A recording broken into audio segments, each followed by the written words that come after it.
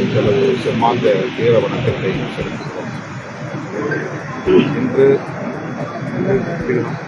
தேமுதிக நிறுவனர் கேப்டன் விஜயகாந்த் அவர்களின் முதலாம் ஆண்டு நினைவு நாள்.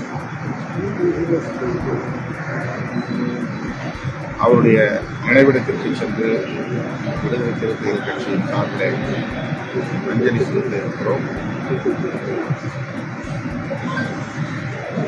அவர் கட்சி தொடங்கிய குறுகிய காலத்தில் தமிழகத்தில் எதிர்க்கட்சித் தலைவராக உயர்ந்தார். பரந்துபட்ட அளவில் அனைத்து தரப்பு மக்களின் நல்ல ஆதரவை பெற்றிருந்தார். மக்கள் நல கூட்டணியின் முதல்வர் வேட்பாளராக அவர் களத்தில் நின்றார். அவரோடு பணியாற்றக்கூடிய ஒரு வாய்ப்பு கிடைத்தது.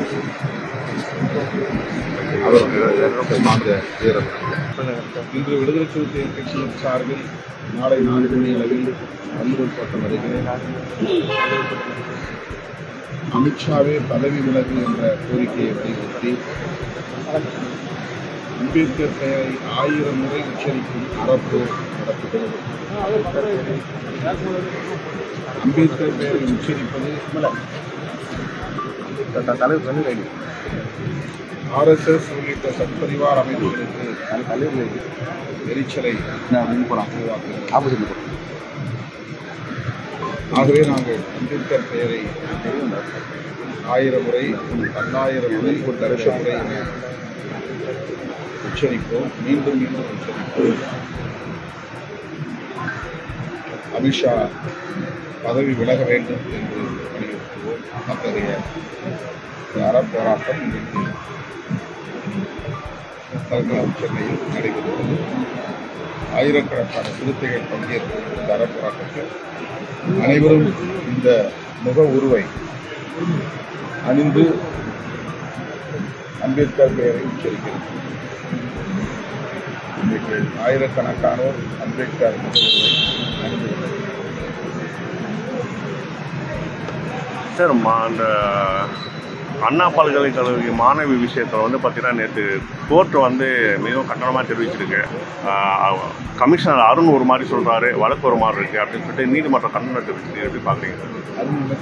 அருண் அது இது அந்த கட்சியோடு சப்போர்ட் இல்லை, அது ஆளுங்கட்சி மாதிரி சொல்கிறாப்புல. ஆனால் அந்த கோர்ட் வன்மையாக கண்டிச்சிருக்கு. எப்படி பார்க்குறீங்க? இல்லை, அதை பற்றி மறு விசாரணை இது பண்ணணும்னு சொல்லியிருக்கேன். புலனாய்வில் இருக்கிறது. ஒருவர் கைது செய்யப்பட்டிருக்கிறார். காவல்துறை நேர்மையாக இந்த வழக்கை விசாரித்து குற்றவாளிகளை அனைவரையும் கைது செய்து பிணையில் வெளியே விடாமல் குற்றப்பத்திரிகையை தாக்கல் செய்ய வேண்டும். உரிய தண்டனையை விரைந்து பெற்றுத்தர வேண்டும் என்று வலியுறுத்தினார். சார், கடைசி கேள்வி.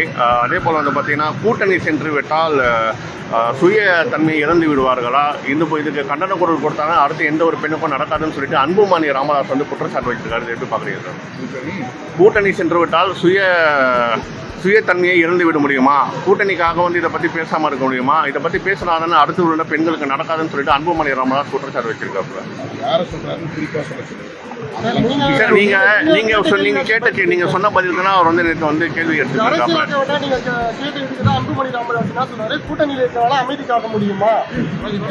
அமைதி காக்கல. அரசுக்கு சுட்டி காட்ட வேண்டிய நேரத்தில் சுட்டி காட்டுவோம், கண்டிக்க வேண்டிய நேரத்தில் கண்டிக்கிறோம், போராட வேண்டிய நேரத்தில் போராடுகிறோம். எங்களுடைய தனித்துவத்தை ஒருபோதும் நாங்கள் இழந்ததில்லை. அதற்கான சூழலும் இங்கே அண்ணாமலை நேற்று சாட்டையால் அடிச்சுக்கிட்டாரு. இது ஒரு புதுவிதமான போராட்டமாக இருக்குது தமிழகத்தில். எப்படி பார்க்குறீங்க? அவர் கவன ஈர்ப்புக்காக வேற ஏதோ செய்கிறார். அவருடைய நடவடிக்கைகள் அனைத்தும் நகைப்புக்குரியவையாக இருக்கின்றன. My India 24/7 முக்கிய செய்திகளை உடனுக்குடன் தெரிந்து கொள்ள உடனே சப்ஸ்கிரைப் பண்ணுங்க, பெல் பட்டனை பிரஸ் பண்ணுங்க. என்றும் உங்களுடன் My India.